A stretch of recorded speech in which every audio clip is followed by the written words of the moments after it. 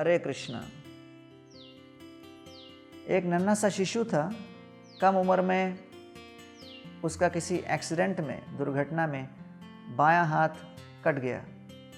केवल उसका दायां हाथ था, लेकिन उसके हृदय में भाव था कि मैं जूडो का कोई बहुत बड़ा एक्सपर्ट बनूं। तो वो एक जूडो टीचर के पास गए और टीचर भी बड़े आशावादी थे। उन्होंने कहा, कोई बात नहीं, आपका एक ही हाथ है, फिर भी हम आप उसमें निपुण बनाएंगे।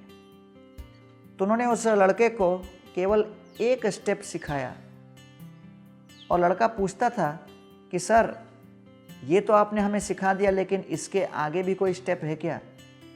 टीचर कहते थे, एक जो स्टेप सिखाया वो पर्याप्त है आपके लिए।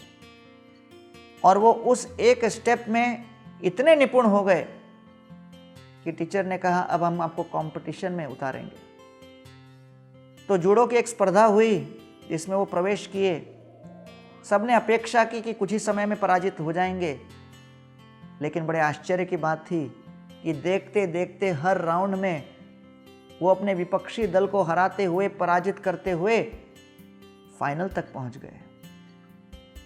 और ये लड़का सोच रहा था कि मेरे अंदर इतनी कमियां हैं, केवल एक हाथ है और केवल एक स्टेप मैं जानता हूं, फिर भी मैं यहां तक कैसे पहुंच गया।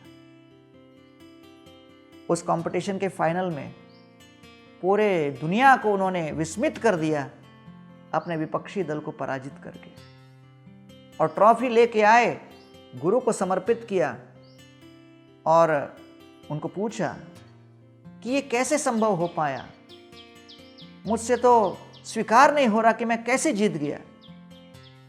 तो उनके जूडो टीचर ने कहा, बेटा, मैंने आपको जो एक स्टेप सिखाया, याद रखना कि उस एक स्टेप को आपने पूर्णतः स्वीकार किया और उसमें निपुण हो गए, पारंगत हो गए। दूसरा, ये जो स्टेप आपको जो सिखाया, ये जूडो के कितने ही एक्शन में बहुत ही शक्तिशाली स्टेप्स में से एक है। और तीसरा, इस स्टेप को रोकने के लिए केवल एक ही उपाय है। जब आप विपक्षी दल के ऊपर आक्रमण करते हो, तो अगर उसको बचना है तो वो आपके बाएं हाथ को पकड़ेगा, तभी वो इस आक्रमण से बच सकता है।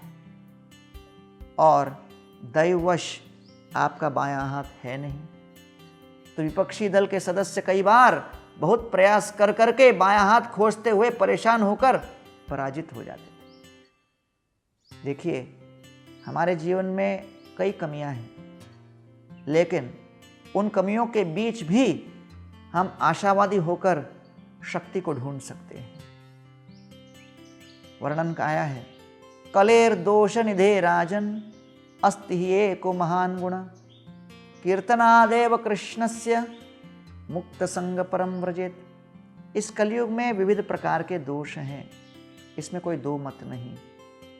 इसमें कई कमियां हैं, हम लोग हर प्रकार से विविध प्रकार के अवगुणों से युक्त हैं, लेकिन इन सभी दोष और अवगुणों के बीच एक बहुत बड़ा गुण है।